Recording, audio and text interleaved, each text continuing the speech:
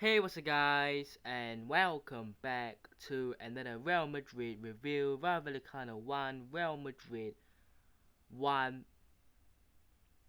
Look, that was frustrating. That was, painful in a sense, to a certain extent, to watch. Um, yeah, I mean, that wasn't fun to watch. But as we always say, you just have to deal with it. And, Real Madrid still haven't lost since, at least in the league, September. We haven't lost since the game against Atletico Madrid, and two losses so far this season. Um, and Rayo Vallecano have picked up 2 points against Real Madrid this season out of possible six. If you compare that, that is pretty good. They've picked up how many points this season, right? They've picked up 25. 5 wins, 10 draws. You take away the 2 points away from them, they will be tied 16th.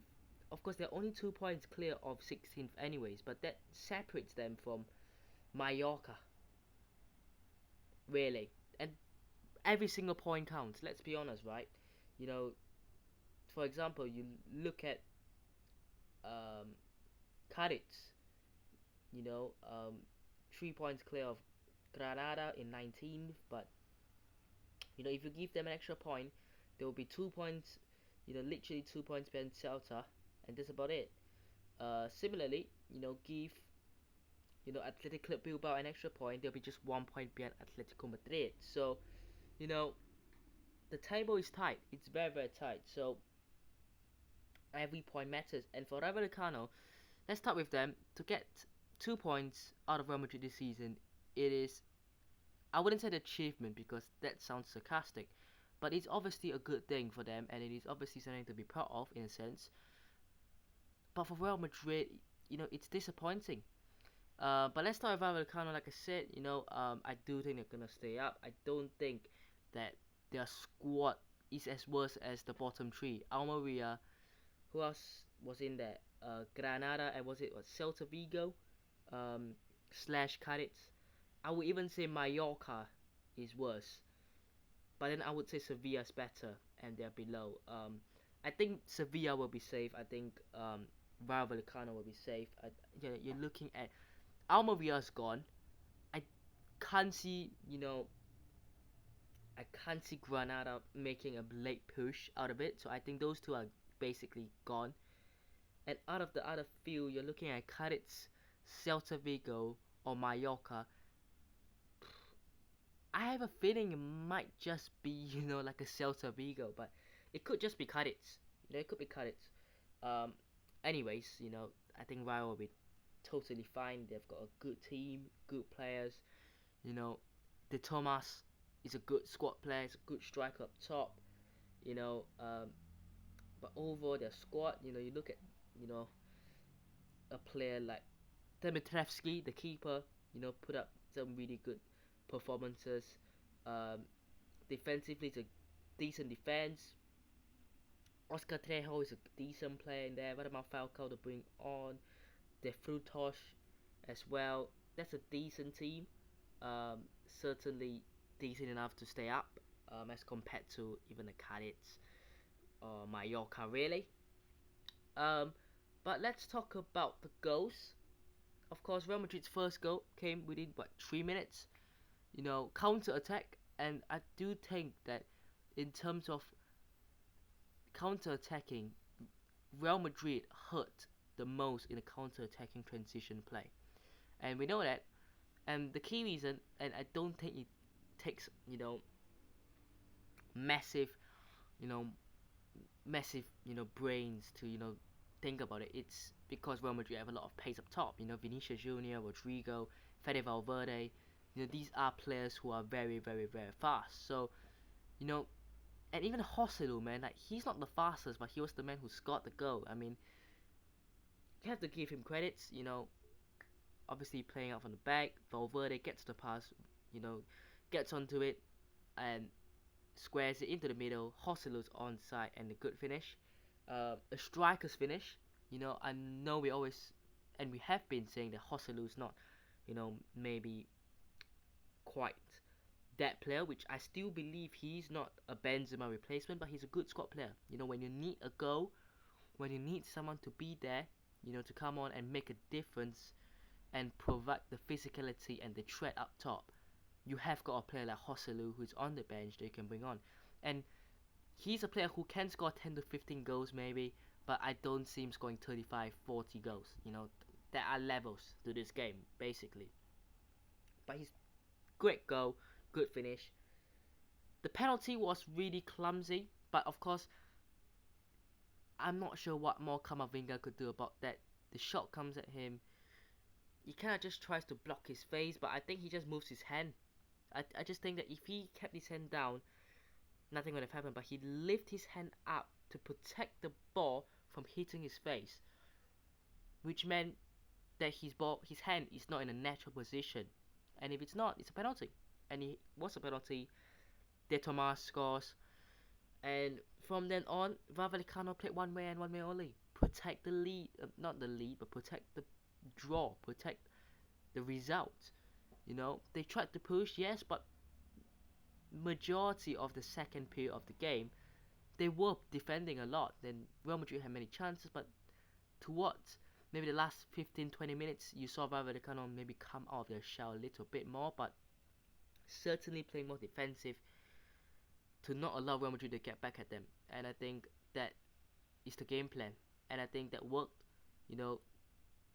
No Bellingham to be there. Vinicius Junior. Had to do everything on his own. Really, I thought. Joselu. Um, what more is he gonna do? Brahim Diaz. What more is he gonna do? You bring on Toni Kroos. What's he gonna do?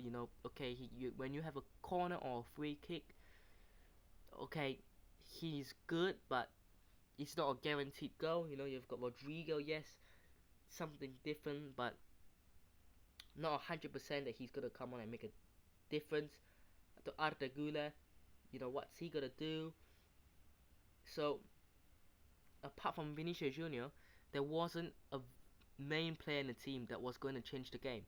And if the opponent locked down Vinicius Junior and defend against him, and they put 2 to 3 players on him, there is nothing else. There's nothing else going, and that I think is a problem. And I was surprised, really surprised that Joselu started.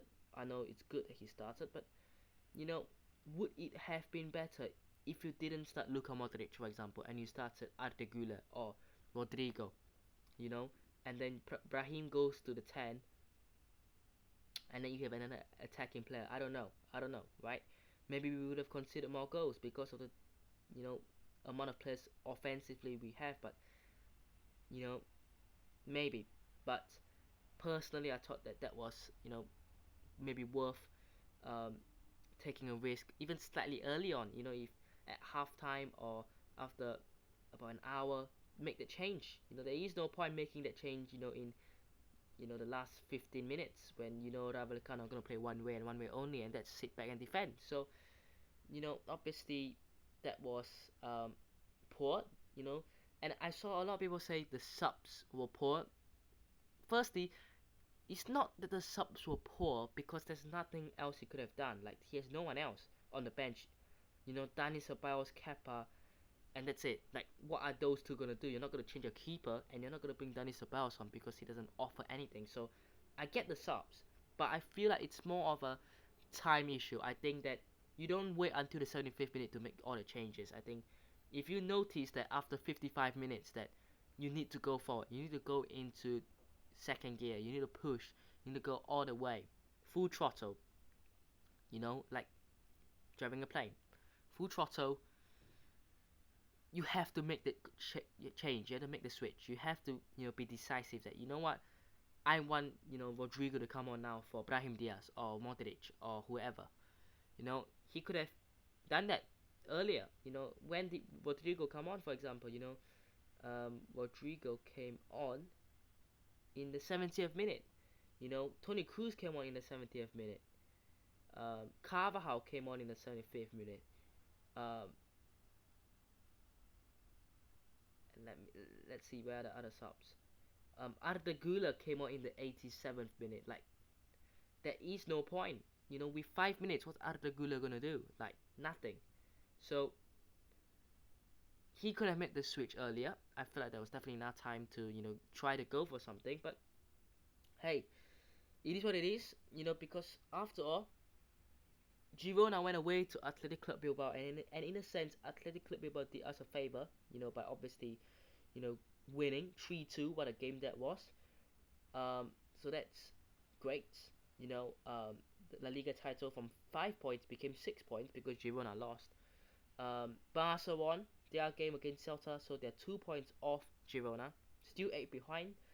Atletico Madrid won against Las Palmas. I think they played. Yep, they smashed Las Palmas, so they are now um, 1 point behind.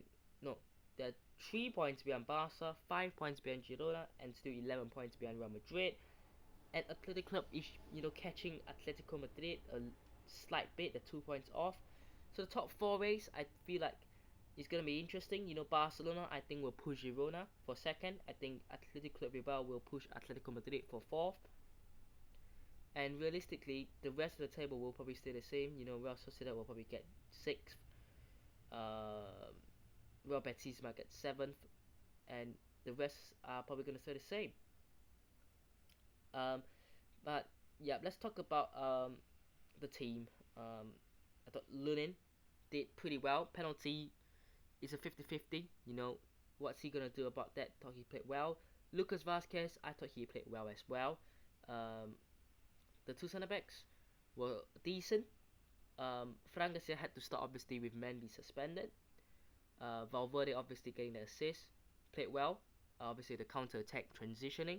Camavinga, look, I'm not gonna say he didn't play well because of the handball, because obviously he blocked it, but there's not a lot you would think about to do in that situation. If a ball is shot at your face, at that kind of speed, at that kind of distance, your natural instinct as a human being is to block it. And sometimes you kind of forget about the footballing side of things and just go use your hand. So I can almost get that in a sense that I don't really blame him for that. But again, obviously, it costed the game. It costed the win, maybe. But you can't really put it all on him. Brahim Diaz, quiet. Luka Modric, obviously, kind of quiet. Vinicius Junior, everything on him, didn't really do much. Joselu, I thought was man of the match for me. Scott the goal. And overall, Scott technically another goal, which was offside. Not offside. The ball went out of play, as well. But yeah, Carvajal came on 15 minutes, gets a yellow card, gets a second yellow card, red card. One of the worst games I've seen Carvajal play. Toni Kroos came on for 20 minutes, didn't do anything. Rodrigo didn't do much. Arda Güler couldn't do much with 5 minutes. And of course, that means that Camavinga is suspended against Sevilla, and Carvajal is as well. So, Mendy is back, at least, but Camavinga's gone. Carvajal is now gone. So, that's not what we needed. Um, yeah, and some pretty decent news, I guess. Rudiger seems like he is / might be ready to come back to the squad for the Sevilla game, but who knows. Anyways, hope you guys have enjoyed today's video. Hit the button if you subscribe, turn on already, and I'll see you guys in the next one. Peace.